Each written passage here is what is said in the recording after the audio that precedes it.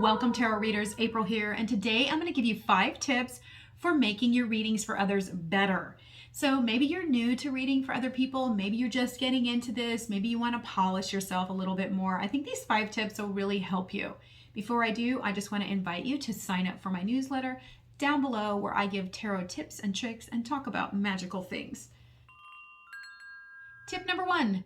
Trust yourself. This may sound really silly, but sometimes when we sit down to read for other people, all of a sudden imposter syndrome comes up and we think, am I really good enough to do this?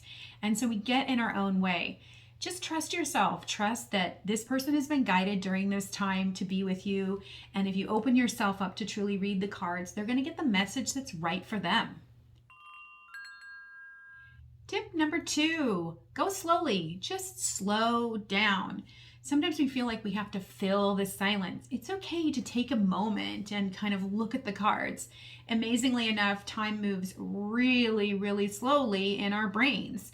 So our brains are moving quickly, and what feels like an eternity is probably just a couple seconds, or even 10 seconds of silence is okay. It's okay to take some time to orient yourself to the cards that are on the table, to look at them and take a deep breath, and again, recenter in trusting yourself, which is tip number 1. Tip number 3, ask questions. You're not just there to talk at the people that are in front of you. You're there to engage them and get them to engage with the cards. This is so that they can understand what's going on in their life and get the reflection. So ask questions. Ask them what they see in the cards. Tell them, I really see this in this card. How do you feel about that?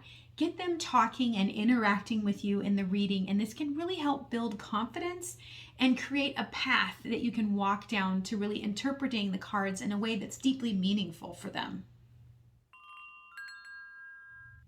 Number 4, this is probably the biggest one. Just read the cards. Read exactly what the cards are saying to you and nothing else. Sometimes when we get into a reading with someone, we'll see that a card is only speaking to us a couple words, and those words can be very powerful. If you try to add on, you are getting outside of what the cards are really saying. It's really important that you just read the cards, and I have learned this through experience. I just have to tell you what the cards say. It's up to you to take it into your heart and do what you need to do with it. But I can't say something that isn't there. So just remember that. All you have to do is read what the cards are telling you. And if the cards tell you nothing, then say nothing. Number 5, avoid yes or no questions. Yes, that is a pitfall. That is a horrible place to go. Sometimes people say, should I do this business? Again, that's a yes or no question. That's not, what are the energies of this business proposal?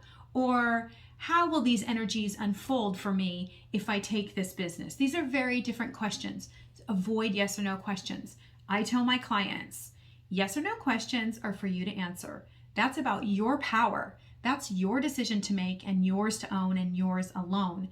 So when people go to word their question, make sure that it's not a yes or no question. I always joke with clients and say, if you want a yes or no question, we can just pick like odd for yes and even for no or whatever, and your reading can be over like that.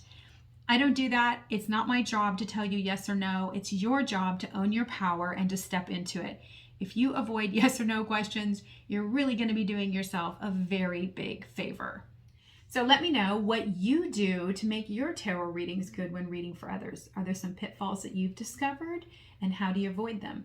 Share them with the people down below. It's good to be a community of people learning together. If you like this video, you might like these videos right here, or maybe you'd like to learn more about tarot by watching me read tarot on my other channel. Don't forget, you can sign up for my newsletter down below. And until we meet again, blessed be.